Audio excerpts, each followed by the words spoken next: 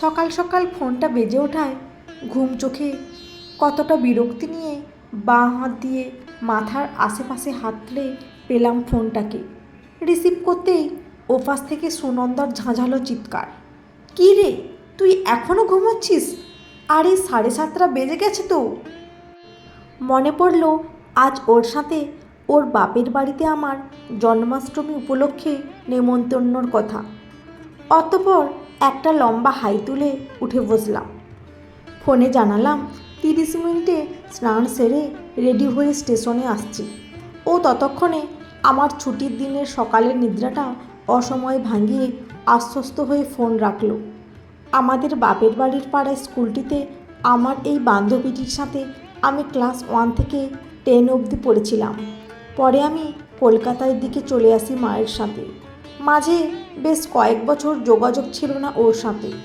তারপর কলকাতায় একটি ছোটোখাটো চাকরি ছেড়ে সুনন্দার শ্বশুরবাড়ির পাড়ায় প্রাইমারি স্কুলের চাকরি পেয়ে আবার সাক্ষাৎ হয় ওর সাথে। ছোটোবেলা থেকেই ওদের বাড়িতে বড় করে গোপালের জন্মদিন পালন হতো। তখনও বন্ধুরা মিলে যেতাম নাড়ু, মালপোয়া, লুচি, আলুরদম, পাত পেড়ে খেতে। সেসব দিন মনে পড়লেই কেমন একটা শিহরণ হয় শরীর ও মনে। পাছে বিলম্ব বাড়ে, তাই স্মৃতি পুস্তকখানিকে আপাতত বন্ধ করে মনের তাকে তুলে রাখলাম। প্রায় 10টা নাগাদ আমরা দুজনে পৌঁছালাম কল্যাণীতে সুনন্দার বাপের বাড়িতে। পথে যেতে যেতে বারবার স্মৃতির পাতাগুলো খুলতে চাইছিল মনের ধুলোমাখা কোণে। আমি যেন একটু কড়া শাসনে তাদের দাপড়ে রাখছিলাম। 10 বছর আগের সেই ব্যথাগুলো নতুন করে নাড়াচাড়া করে আজকের দিনটা মাটি করার কোনো ইচ্ছেই নেই আমার। আসতাম না এখানে কোনো দিন, যদি না সুনন্দা খুব জোরাজুরি করতো কাল। ওদের বাড়িতে ঢুকে উৎসবের তৎপরতা উপলব্ধি হলো। কাকু কাকিমাকে প্রণাম করে কুশল বিনিময় সেরে বারান্দায় এসে বসেছি সবে। অমনি 1 বছর দেড়েকের ছোট্ট ছেলে আমার পেছনের আড়ালখানিকে আশ্রয় করে এসে লুকোলো। আমি ওর আত্মগোপনের মাঝে মাঝে কৌতূহলী উকি দেখে হাসছি তখন। তার পিছু পিছু একটি বাটি চামচ হাতে সামনে এসে হাজির হলেন একজন। সুনন্দা এসে পরিচয় করিয়ে বলল, উনি ওর বড় বৌদি সম্পূর্ণা। তিনি নাকি এই দুষ্টুর পেছনে এভাবেই দুধ রুটির বাটি নিয়ে রোজ সারা বাড়ি ঘোরেন।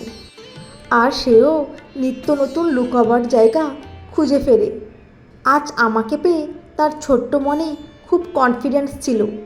এই জায়গাটি তো নতুন, তাই নিরাপদ হবে, তাই সহজে খুঁজে পাবেন না তাকে তার বড় মা। তখনের কিছু বাক্যালাপের মধ্য দিয়ে বড় ভালো লেগে গেল আমার সুনন্দার বড় বৌদিটিকে। অতঃপর পূজার ঘরে ডাক পড়ল সবার। সেখানে ঢুকে সুনন্দার ছোট বৌদি অপর্ণাকে দেখলাম শাশুড়ির সাথে পুজোর আয়োজন সম্পূর্ণ করছেন। পরিচয় দানের পর তিনি আমার দিকে চেয়ে একগাল হাসলেন ব্যস্ততার ফাঁকে। সুনন্দার মা ছোট বউয়ের প্রশংসায় পঞ্চমুখ। ওনার কথায় এ বউ ঘরে এসে বহু বছর পরে বাড়ির শ্রীবৃদ্ধি করেছেন। কাজে কর্মে সে একেবারে শাশুড়ির ডান হাতের চেয়েও সচল, বড়ই পয়মন্ত। শেষ কথাটা শোনার পর আমার পাশে দাঁড়ানো সম্পূর্ণা বৌদি ধীর পায়ে বেরিয়ে গেলেন ঘর থেকে। বেলা 11টার দিকে ঠাকুরমশাই এসে গেলেন। পুজোতে বসেই তিনি কয়েক সেকেন্ডের বিচক্ষণ পর্যবেক্ষণ জানালেন, কিছু অধিক তুলসীপত্র প্রয়োজন।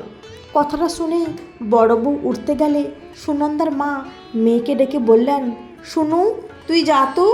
বড় বৌমা, তুমি বিট্টুকে দেখো, পুজোর কাজে আর হাত লাগানোর দরকার নেই। মায়ের কথা অনুসরণ করে সুনন্দা উঠে গেল। পুজো শুরু হলো।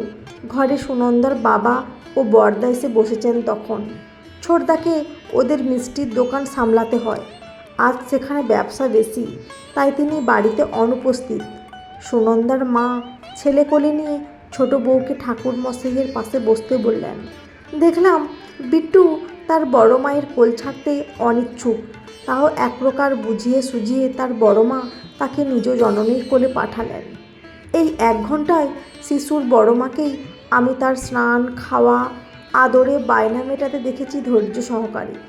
ছোট্ট বিট্টু মায়ের কোলে বসে সামনের বিবিধ জিনিস দেখে নিজেকে সংবরণে ব্যর্থ হয়, আর সেগুলো ছুঁতে অবিরাম হাত পা ছুটোতে থাকে। মায়ের হাতের কালমোলা খেয়ে কিছুক্ষণ চুপ করে থেকে আবার তার স্বভাবগত আচরণ শুরু করে দেয় সে। একের পর এক উপাচারে আরতি হচ্ছে তখন। হঠাৎই বিট্টুকে ছুটে গিয়ে কোলে তুলে নিয়ে প্রদীপটা দূরে সরিয়ে দেন বড় বৌদি। সুনন্দের মা চিৎকার করে ওঠেন, এখানে না এলে কি চলছিল না তোমার? মাকে থামিয়ে দিয়ে তখন বেশ উঁচু গলায় বলে ওঠে সুনন্দা, মা, বিট্টুর পরনের রেশমের পাজামাতে আগুন লেগে যাচ্ছিল পঞ্চপ্রদীপের ছোঁয়ায়। তোমরা তো পিতলের গোপালের পুজোয় মত্ত ছিলে।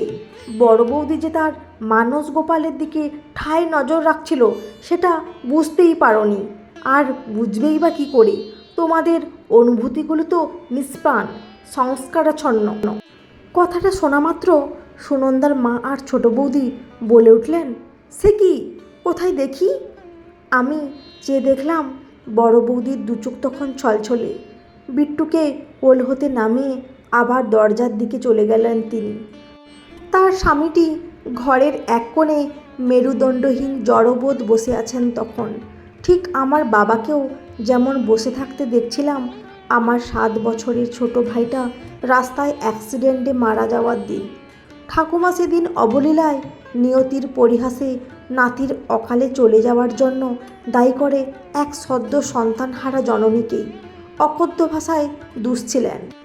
আমার বাবাও ঠিক এই রকমই অপ্রতিবাদী বোবা কালা হয়ে বসেছিলেন সেদিন ভাইটির সাদা কাপড়ে ঢাকা দেহের পাশে, আর আমার মা ক্ষণে ক্ষণে জ্ঞান হারাচ্ছিলেন তখন।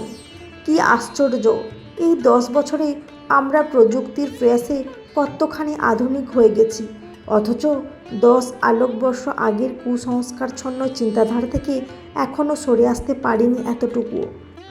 আজও ঘরের সকল মঙ্গল অমঙ্গল অনিচ্ছাকৃত চাওয়া পাওয়া বেহিসাবের জন্য সেই ঘরের বউদেরই আঙুল তোলা হয়। বড় বৌদির শূন্য মাতৃজঠরই আজ কিনা এ বাড়িতে তার অপরাধ হয়ে দাঁড়িয়েছে, যার পরিণামে তাকে অশ্রুসিক্ত চোখে শ্বশুর বাড়িতে হওয়া গোপাল সেবা হতে দূরে সরে থাকতে হচ্ছে।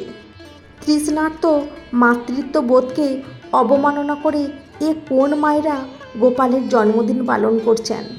তাতে কি গোপাল আদৌ খুশি হচ্ছেন? আমার মনের অবাধ্য প্রশ্নগুলো শান্ত হলো ঠাকুর মশাইয়ের ধীর গলার বাক্যে। বড় বৌমা, এদিকে এসো তো একটু। আরতির আশীর্বাদরা আজ তুমি দাও তোমার স্নেহের বিট্টুকে। তুমি যে ওর যশোদা মা হয়ে আজ ওকে রক্ষা করেছ, তাই এই আশীষ আজ তোমার হাতেই পাক এ বাড়ির গোপাল। আর তুমি দরজার কাছে দাঁড়িয়ে থেকো না এভাবে, দেখছো না গোপাল বিচলিত হয়ে উঠছে। বড় বৌদি দু চোখের জল মুছে এগিয়ে গেলেন সংকুচিত মাতৃত্ব বোধে।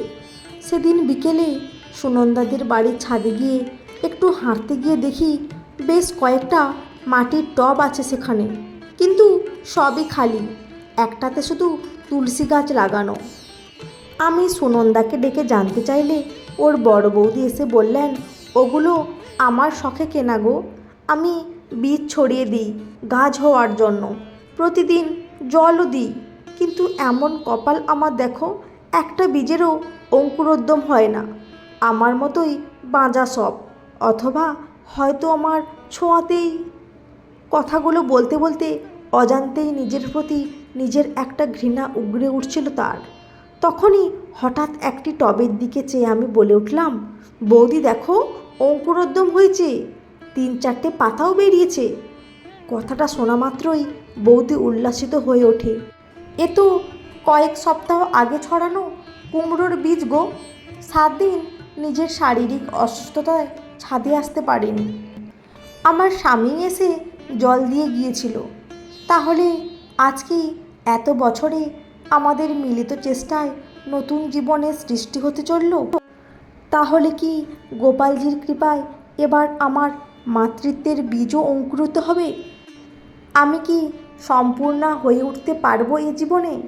বড় বৌদির এই নিষ্পাপ বিশ্বাসকে তখন বিজ্ঞানের যুক্তিতর্ক আর কুসংস্কারপন্থী চিন্তাধারার টানাপোড়েনের মধ্যে বিচার করার ধৃষ্টতা আমার বিজ্ঞান মনস্ক মনের ছিল না।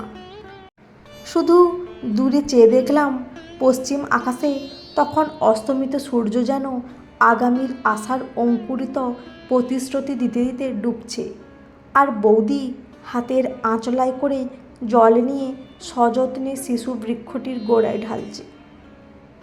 বন্ধুরা, আজকের গল্পটি কেমন লাগলো? যদি ভালো লেগে থাকে অবশ্যই একটা লাইক দিয়ে চ্যানেলটি সাবস্ক্রাইব করে পাশে থাকবেন। অসংখ্য ধন্যবাদ।